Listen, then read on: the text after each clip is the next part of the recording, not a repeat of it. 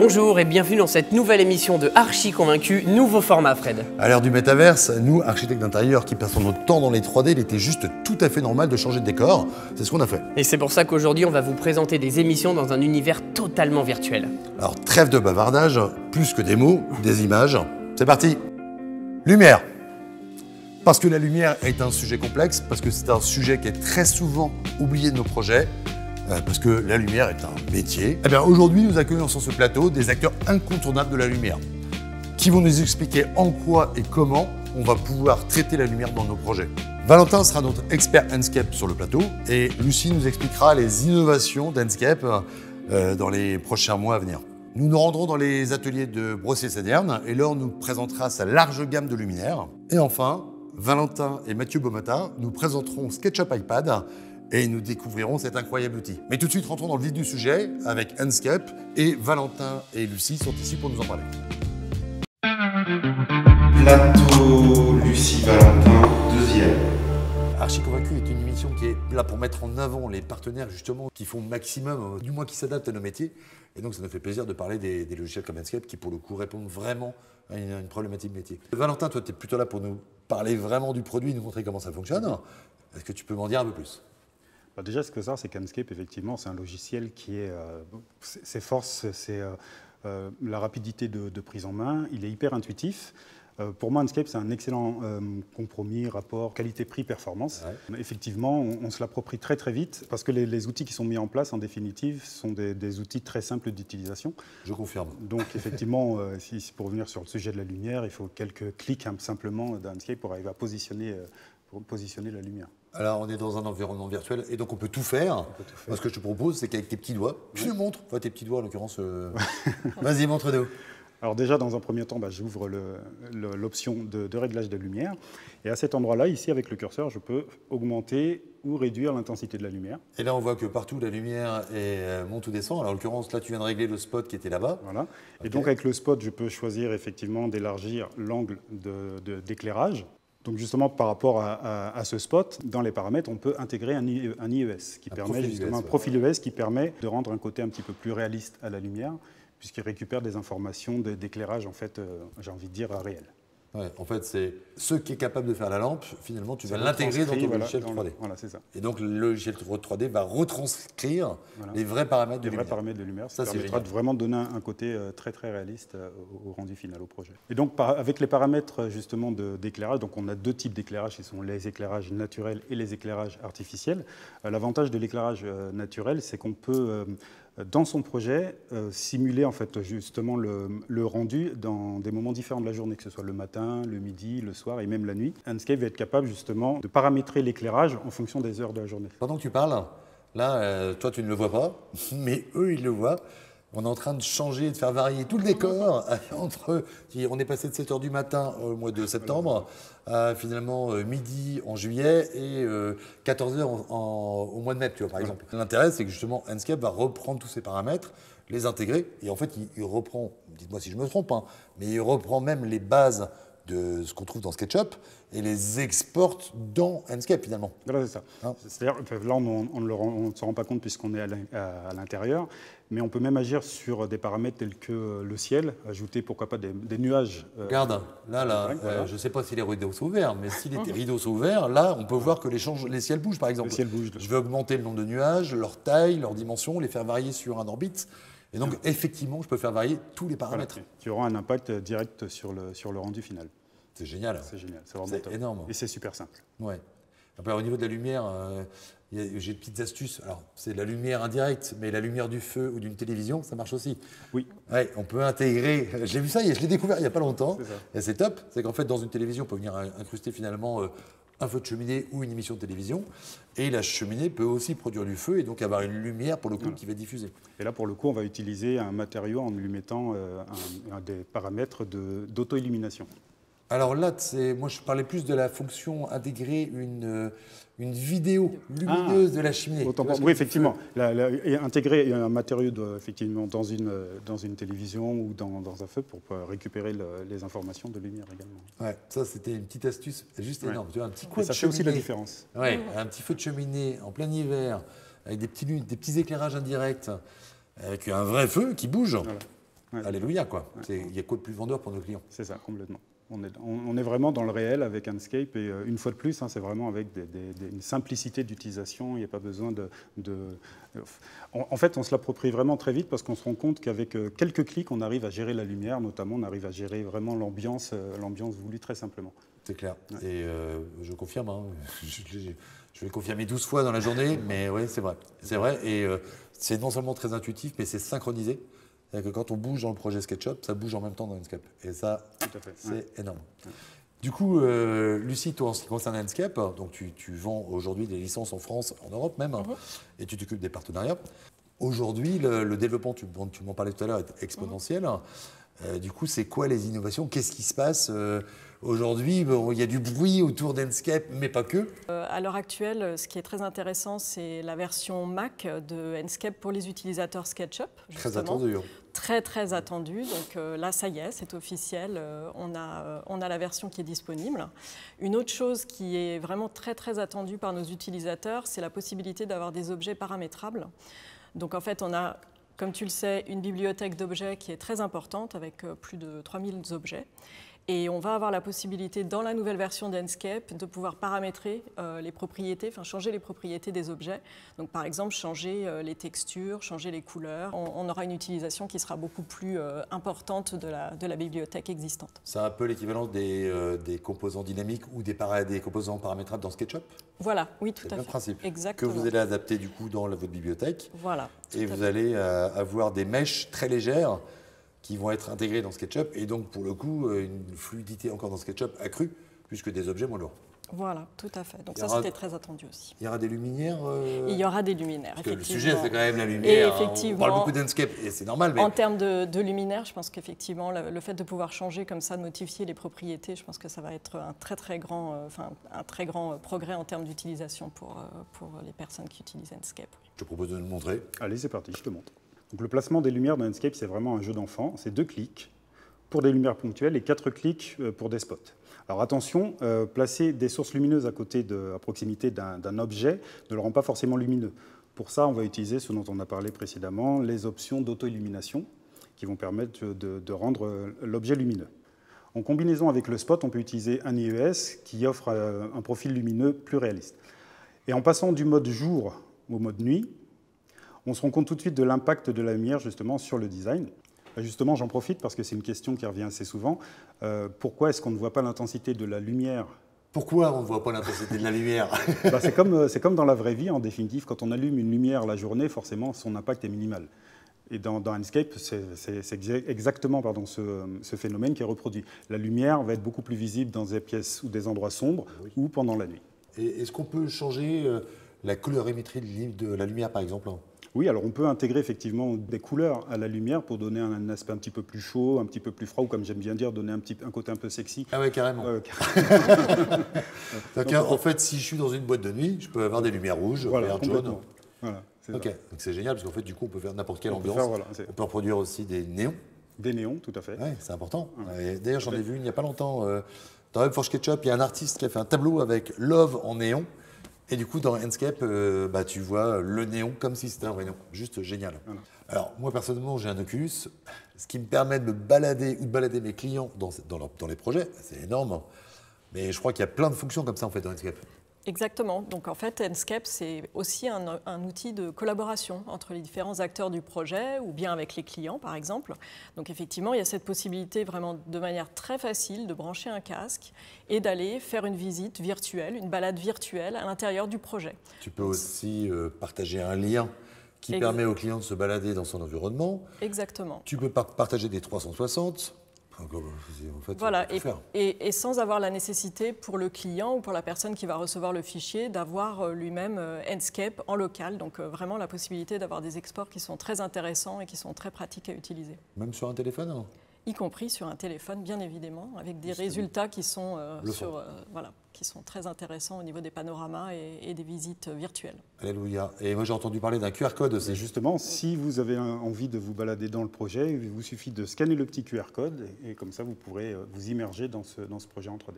Okay. Est-ce qu'on devient baraque comme toi quand on scanne le QR code? Un petit peu. D'accord. Bah écoutez, merci beaucoup en tout cas. Avec plaisir. On se retrouve tout à l'heure sur le plateau avec tout le monde. On parlera des nouveautés, des infos croustillantes à venir. Il y a plein de choses sur Enscape, je crois, encore à dire. Enfin, ça bouge dans tous les sens en ce moment et c'est tant mieux pour nous. En tout cas, Archie. Merci À tout à l'heure. Fred. Merci Fred. Je te le refaire. Bonjour Lauriane. Bonjour Frédéric. Tu es architecte d'intérieur À Bordeaux. à Bordeaux. Exactement. Tout à fait. En Aquitaine. Oui, On est ici dans l'un de tes projets. tout à fait. Un projet virtuel. Exactement. Une fois de plus. Une jolie étagère. Voilà. Et puis ce bleu Ouais, électrique. exactement. Bien, le fond bleu, on connaît. Hein. Tout à fait, c'est ça. Alors, j'aimerais juste que tu m'expliques comment d'abord tu gères la lumière dans un projet comme ça, l'importance de la lumière. Vas-y. Alors là, du coup, c'était très intéressant. Justement, j'ai choisi ce projet car on est dans un couloir qui n'a aucune lumière naturelle. Ouais. Donc, il fallait que je travaille différentes sources lumineuses et je voulais pas quelque chose de trop agressif non plus. Et puis surtout mettre en valeur le bleu. Donc, j'ai travaillé avec des appliques sur les murs pour apporter une lumière déco, on va dire, et mettre en valeur les cadres qui sont en dessous. Et après, j'ai travaillé sur un rail de spot très discret, juste pour venir faire un éclairage d'ambiance. Alors ça, c'est la réalité. Maintenant, je pense que le projet il est terminé. Il est en cours l'occurrence. de réalisation. Il est en cours de réalisation. Là, on est dans la 3D. Moi, je vois au plafond des petits Ouais. spots. Comment tu fais dans Enscape pour régler ça? Alors l'avantage d'Enscape, c'est que c'est très simple à mettre en place. Donc je mets sur mon spot la matière autoluminescente pour que le spot soit allumé. Alors ça, c'est l'ampoule qui, globalement, diffuse une lumière. Exactement. Mais on est d'accord qu'entre l'ampoule qui diffuse la lumière et finalement la lumière projetée, il y a une différence? Ah oui, oui. Là, du coup, c'est vraiment juste pour allumer le spot. Et ensuite, je place un cône, en fait, qui soit de la largeur du spot, pour vraiment éclairer, faire l'éclairage d'ambiance. Et je peux gérer, du coup, l'intensité, la couleur aussi, en fonction des couleurs que je choisis dans mon projet aussi, du coup, plus ou moins chaude ou froide. Et après, je le répète sur chaque Ouais, spot. tu pour avoir quelque chose copier-coller? de noté. Exactement. Un Je copier-coller. le fais dans le groupe directement. Ouais, c'est pas mal. D'accord. Alors, globalement, moi, de mémoire, parce que j'utilise Enscape, j'adore, tu as la sphère qui permet d'avoir une sorte Exactement, d'ampoule en lustre qui C'est permet ça. de diffuser une lumière et tu vois, pour régler l'intensité de la lumière et puis son rayon de diffusion. Tout à fait. Tu as le fameux petit cône où tu peux régler effectivement la largeur du spot, cône ouais. et la puissance et puis effectivement tu peux rentrer après dans la couleur de la lumière. Tu as aussi la possibilité d'avoir des réglettes de mémoire. Bah là, justement, dans ce projet-là, c'est intéressant parce que c'est ce que j'ai fait sur les applis qu'on voit du coup au mur, où elles sont longues. Et du coup, j'ai créé un rectangle de lumière pour vraiment que ce soit le plus réaliste possible dans le projet. Alors, sur un projet comme ça, tu l'as fait toute seule ou tu t'es aidé d'un bureau d'études? Alors là, pour des projets particuliers, souvent je le fais toute seule. Par contre, pour des projets professionnels, je me fais souvent accompagner d'un bureau d'études parce qu'il y a des normes et c'est beaucoup plus technique. Voilà, des accueils, des spas, etc. Ouais. Voilà. Là, j'ai besoin d'un vrai appui d'un bureau d'études, effectivement. Qui va vraiment qui va être pertinent sur le détail, de la puissance de l'éclairage nécessaire pour que ça rentre bien sans pour autant être Ouais. criard. Puis c'est un espace de travail, donc c'est important pour les employés ou les gens qui sont les clients que ce soit bien agréable pour eux. C'est clair. Tu connais les profils IES? Oui. Ouais, ouais. Vas-y, raconte-moi un peu, s'il te plaît. Alors, je les utilise, je prends à peu près tout le temps les mêmes, entre guillemets, mais c'est ceux qu'effectivement, grâce à Enscape aussi, je peux insérer facilement.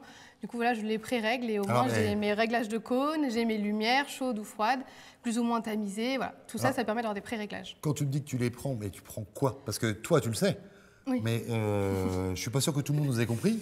Donc c'est quoi? C'est un Je les fichier? récupère, ouais, voilà, Comment ça se passe? En fait, il faut le savoir aussi, c'est que pratiquement toutes les marques les donnent à disposition sur leur site, en fait, D'accord. en fonction des ampoules qu'on choisit. Et Ouais. du coup, en fonction de l'ampoule, on a le profil US qu'on peut intégrer dans Enscape. Donc ça veut dire que je prends le profil, j'ai un spot, d'accord?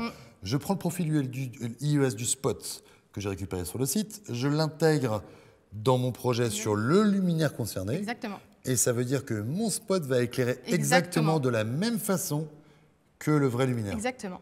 C'est le but. Ça, c'est énorme. Et c'est génial. Je pense qu'on est vraiment beaucoup d'archis à pas connaître cette astuce et à savoir qu'on est capable du coup de reproduire à l'identique ce qui existe en vrai. C'est une vraie avancée, ça. Ah oui, oui. Moi, je l'ai découvert pendant mes études et c'est vrai que du coup, maintenant, je l'utilise à chaque fois. Bon, bah, c'est génial. C'est quoi? Je vais m'y mettre parce que je vais être franc avec toi, je ne c'est l'utilisais pas. Ah non, c'est vrai. Mais en fait, il y a plein de choses qu'on n'utilise pas. Oui, oui. Il y a plein de petites astuces comme ça, de petites combines qu'on ne connaît pas. Et ça, je pense que celle-là, Ah ouais, elle est vraiment elle est super. vraiment intéressante. Tu aimes bien Enscape, toi? Ah, j'adore. Non, on est deux alors. Voilà. Moi, je l'ai On n'est pas deux, découvert. je pense qu'on est bien Oui, plus. vous, de plus, ouais. Moi, je kiffe aussi. Je pense que c'est une révolution pour nous, les archis. Complètement. Et ça a changé notre métier. Et Alléluia, heureusement qu'il y a des extensions comme ça qui viennent nous permettre d'avancer dans notre métier, nous rendre plus simple. Je suis 100 fois d'accord. J'ai découvert Enscape quand j'ai intégré la franchise MH Déco. J'ai voulu me former en fait. Et le formateur m'a conseillé de prendre Enscape. Et j'étais franchement pas. Enfin, je voulais vraiment me former à un autre logiciel qu'on aime tous parce qu'il est très réaliste. Et en fait, il me l'a montré et c'est clairement, il n'y avait pas photo. J'ai changé ma manière de travailler. Je propose que des visuels photoréalistes du coup à mes clients, même dès le projet APS. Donc ils sont très contents parce qu'ils peuvent tout de suite se projeter au final. Et sur plein d'autres choses, voilà, j'ai gagné énormément de temps. Les rendus, c'est quelques minutes. Les 360, c'est très facile. Enfin, voilà. Regarde, on y est, on est dedans. Exactement. Ça, faire ça il y a 10 ans, c'était un calvaire. Oui, c'était très long. Aujourd'hui, c'est quasiment du temps réel. Un truc de fou. Merci beaucoup, Lauriane. Avec plaisir. Et puis, à une prochaine à Bordeaux. Avec plaisir. Merci beaucoup. Au revoir. Au revoir.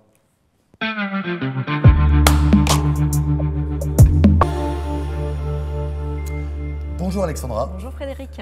On est ici un peu chez toi. Est-ce que tu peux m'expliquer un peu plus? On est dans un projet virtuel, il y a de la lumière. Comment ça se passe quand on veut faire un projet lumière? Explique-moi les étapes. Créer ensemble déjà, c'est important. C'est un travail d'équipe qui se régit en généralement 5 étapes. Donc on prend conscience en fait du plan 2D. À partir de là, on fait une planche d'intention.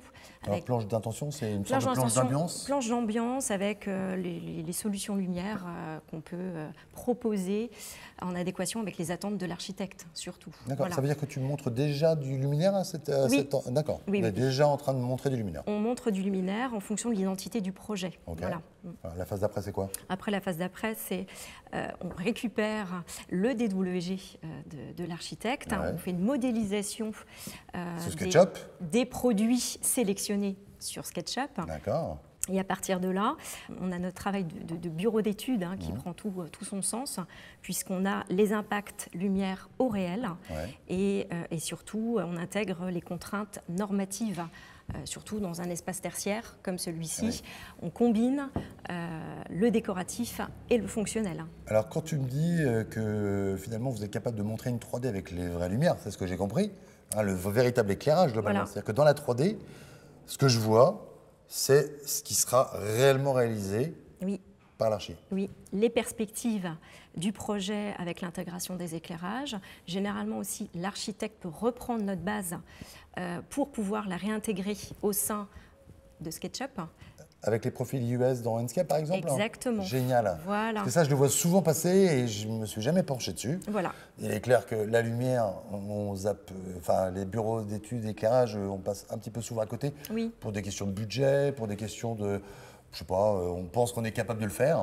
Alors qu'on est vraiment sur du conseil et de l'accompagnement. C'est un métier. Voilà, c'est un métier et on offre ça à nos clients spécialistes. Voilà. Tu me parlais de tertiaire, en l'occurrence le tertiaire, c'est des bureaux éclairés à des périodes, plus ou moins éclairés en fonction de l'éclairage naturel.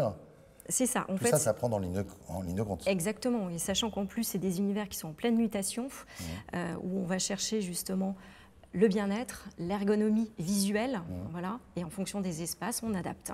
Et puis aussi l'économie d'énergie, je pense. Et l'économie d'énergie, donc avec justement les fabricants qui nous accompagnent au quotidien, qu'on va mettre en avant pour aller faire des choix stratégiques aussi. Génial. Voilà. Et aujourd'hui, on parle plus de LED dans le tertiaire, par exemple? Alors, on est sur des LED intégrés. Voilà. Fini les sources. C'est fini les petits filaments. Alors, il reste quand même la source qu'on appellerait E27 qui nous permet d'avoir l'éclairage ponctuel. Oh là, c'est trop compliqué pour moi ça. Après, je dois retenir ou je dois pas retenir? Non, on va vraiment sur l'éclairage intégré. C'est ton métier, c'est pas le mien. Oui. On est d'accord. Donc vous êtes 19 agences en France, c'est ça? Oui, 19 agences qui font partie du réseau Prolume. Réparties partout sur le territoire. Exactement. Génial. Et surtout, très important, on stocke du matériel à disposition généralement de nos clients électriciens. Bah écoute, merci pour cette visite virtuelle et on se dit à tout à l'heure sur le dernier plateau. Avec plaisir. Coupé.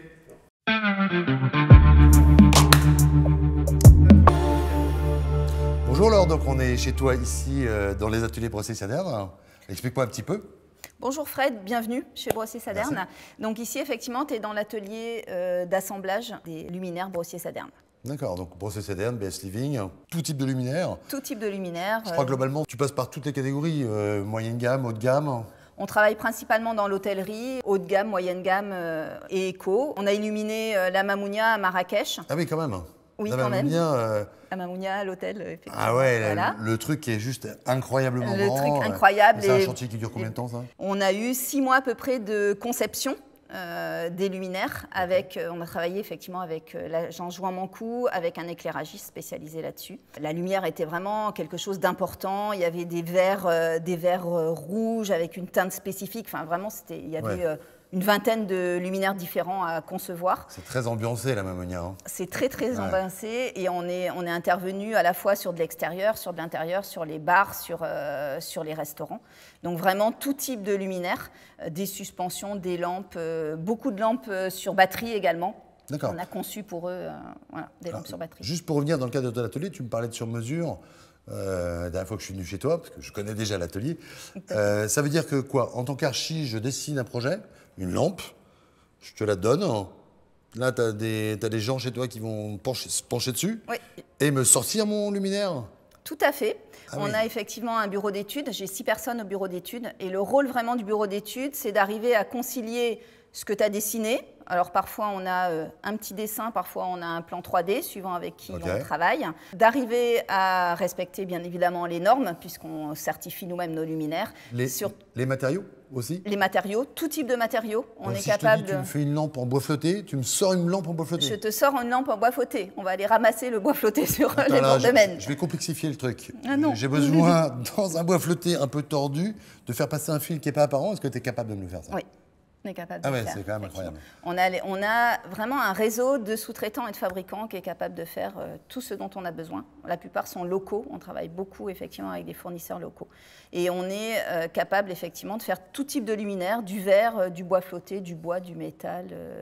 Et le sur-mesure par rapport à tes gammes, ça représente quoi en termes de pourcentage? On est à peu près à 50-50. On travaille à 50% sur des grandes séries, Chantier de l'Atlantique, des Club Med, des concepts Accor, des concepts BNB, et 50% vraiment sur du sur-mesure, soit pour certains éditeurs, comme tu viens de le dire, tu viens avec ton dessin et tu veux toi-même éditer des luminaires. On travaille avec certains éditeurs.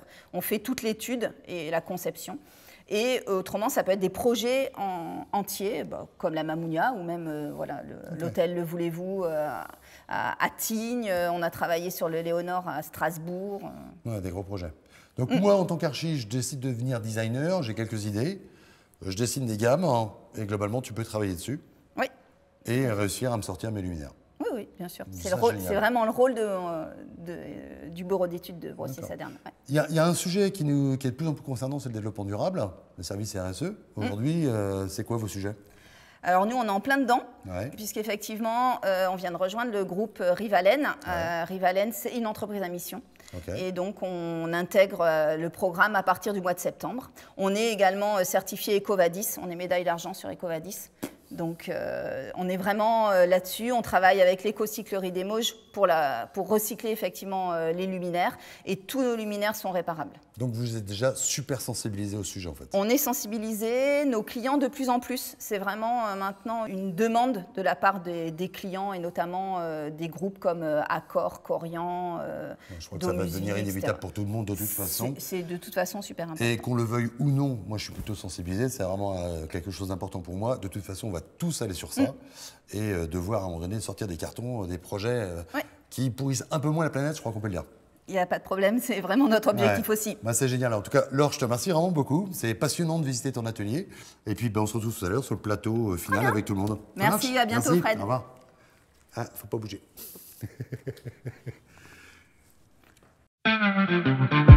Silence pour tout le monde. On fait le clap. Bonjour Mathieu. Mathieu Beaumatin. Tout à fait. Architecte d'intérieur de renom à Angers, je pense. Architecte des PLG. Des PLG. Oh là là. On collabore ensemble, on fait à peu près le même métier. Ouais, ça me fait plaisir. Parce que je suis architecte d'intérieur à la base. Tu vois, on va probablement être amené à travailler ensemble. Bon, c'est cool. Là, tu nous as apporté un très beau projet que tu as fait sur iPad. Tout à fait. C'est une nouveauté? C'est une nouveauté attendue depuis longtemps, mais qui fonctionne parfaitement. Il faut que tu me montres. Alors, on a quasiment un miroir du logiciel qu'on utilise à l'agence avec nos différentes scènes, les 3D, les différents outils de modélisation. Et puis, on a la possibilité de montrer aux clients les différents types de matériaux, le mobilier et en phase chantier, de pouvoir éventuellement rajouter des annotations et des modifications. Changer de matière, de couleur et éventuellement aller chercher des partenaires sur l'éclairage que tu présentes, je crois, dans cette émission. Exactement. Alors, tu vois, on parlait de lumière tout à l'heure. Donc, si je veux, par exemple, là, est-ce que je peux allumer de la lumière sur Enscape, par exemple, sur l'iPad ou pas encore? Pas encore. Okay. On espère, mais on a confiance aux équipes de SketchUp qui sont relativement réactifs. C'est vrai que pour meubler nos différents projets, on a maintenant l'habitude d'utiliser Hub for SketchUp. Ça me fait un peu plaisir. Merci. Mais ça nous fait aussi vraiment plaisir parce que c'est un outil qui nous aide beaucoup et qu'on attend effectivement avec impatience.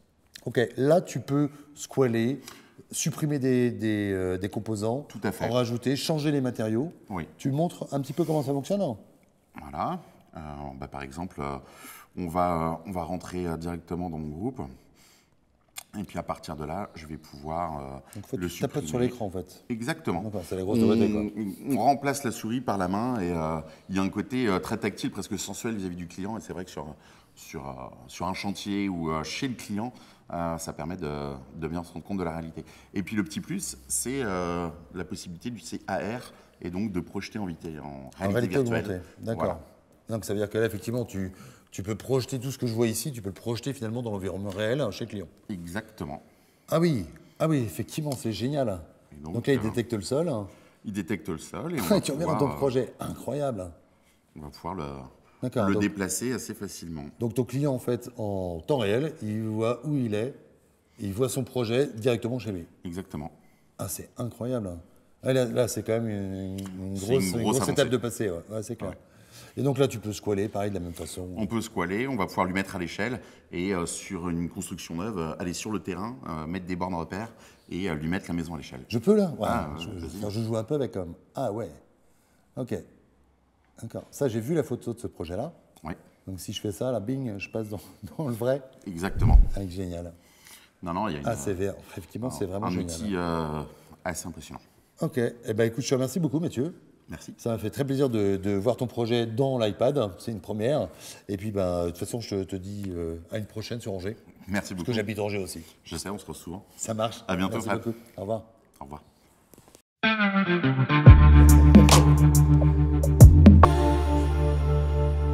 Merci à vous pour être venu ici à Angers parler de vos activités. Les activités de chacun, vous avez sûrement des actualités aussi, notamment Lucie sur Enscape. Oui, alors la grande nouvelle pour Enscape cette année, comme tu le sais, ça a été le rapprochement avec Chaos en début d'année. Donc Chaos qui est l'éditeur de Viray, qui est aussi un acteur très important dans le milieu de l'architecture et l'architecture d'intérieur. Donc à venir, très certainement, je ne peux rien dire aujourd'hui de très spécifique, mais à venir de très bonnes nouvelles cette année de ce point de vue-là, en termes de fonctionnalité et en termes d'outils. Alors j'ai eu des infos croustillantes sur le sujet, mais j'en dirai pas plus non plus. Mais ça promet vraiment beaucoup pour nous. Il y a de grosses révolutions dans le métier de l'architecture d'intérieur et des outils associés. Ça va être énorme. Toi alors ? Alors nous, deux sortes d'actualités. Une actualité en fait sur les segments. On va de plus en plus aller effectivement vers le tertiaire. On était beaucoup dans l'hôtellerie. Et dans ce cadre-là, justement, comme l'a dit tout à l'heure Alexandra, le tertiaire évolue vers le luminaire décoratif. Donc on va pouvoir effectivement travailler avec ProLum. Et la deuxième, c'est effectivement le lancement de luminaires sur batterie de plus en plus. Tu as pu tester les galets sur la dernière émission. On a sorti une batterie en fait sans terre rare et qui dure 2 fois plus en termes de durée de vie. Tu vas mettre Elon Musk sur la paille. Ouais, tant pis pour lui. Mais c'est le même type de batterie. Sérieux ? C'est vrai. Ok, très intéressant comme quoi. Hein. Alors Valentin, je crois qu'on a omis de dire tout à l'heure que Enscape, c'était pas que SketchUp en l'occurrence. Oui, tout à fait. Donc Enscape peut être utilisé également sur Revit, sur Archicad, sur Vectorworks et sur Rhino. C'est vrai qu'on a parlé beaucoup de SketchUp, mais il y a également ces autres plateformes. Et puis quoi dire d'autre ? N'hésitez pas si vous avez besoin de nous retrouver. Donc on est sur les réseaux sociaux, sur le groupe Enscape France, sur Facebook. On a une page également dédiée à SketchUp France où on répond. Donc il y a l'aspect de la communauté justement où chacun peut intervenir pour répondre aux questions, donner des conseils ou autres. Et également des tutos sur YouTube, sur les chaînes officielles. Et des webinaires aussi, je présume. Des webinaires qu'on essaye de faire de manière relativement régulière, en raison d'au moins un par mois sur différents sujets.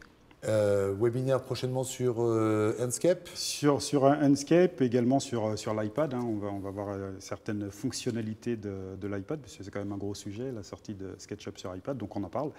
Et puis il y a également le site d'Helmtech, hein, où vous pouvez nous suivre tout simplement, avoir des informations. Et mettre à jour les licences. Par exemple. Par exemple. C'est pas mal. Hein. C'est un sujet, l'achat de licences, clairement. Complètement. Ouais. Voilà, donc mettez à jour vos licences, c'est bien. Ouais. Voilà. Alexandra, de ton côté? Écoute, nous, on évolue au quotidien à travers vos projets. Donc, confiez-nous vos projets de mise en lumière, une offre sur mesure. On vous accompagne. Donc, voilà. Prolum.fr, contact@prolum.fr. On a bien compris que faire des projets professionnels sans bureau d'études, voilà, c'était pas faire des projets complets. C'est ça. Merci beaucoup à vous tous. Et puis, à très bientôt sur les réseaux sociaux avec Valentin ou ailleurs. Dans un projet d'archi. Merci bien. Merci. Merci.